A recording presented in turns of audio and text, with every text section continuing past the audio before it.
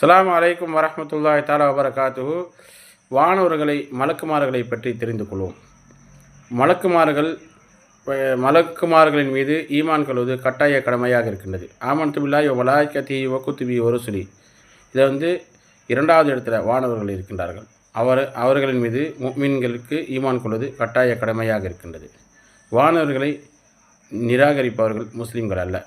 வானவர்களின் எதல் படைக்கப்பட்டவை? வானவர்கள் மலக்குமார்கள் ஒளியால் படைக்கப்பட்டவர்கள். வானவர்களில் பாலினம் இல்லை, ஆண் பெண் பாலினம் இல்லை. அதேபோல் வானவர்களுக்கு இறக்கைகள் இருக்கும். அது இறக்கைகளுடைய எண்ணிக்கை 3, 4, 5 அதேபோல் இருக்கும். அதேபோல் வானவர்களின் எண்ணிக்கை அல்லாஹ்வுக்கு மட்டும்தான் தெரியும். வானவர்களின் பணி அல்லாஹ்வுடைய கட்டளை நிறைவேற்றுவது, அல்லாஹ்வுக்கு மாறு செய்யாமல் இருப்பது. இதுதான் அவங்களுடைய பிரத்யேகமான பணி. அதேபோல் வானவர்கள் மனிதர்களையும் ஜின்களையும் படைப்பதற்கு முன்பு அல்லாஹ் தஆலா வானவர்களை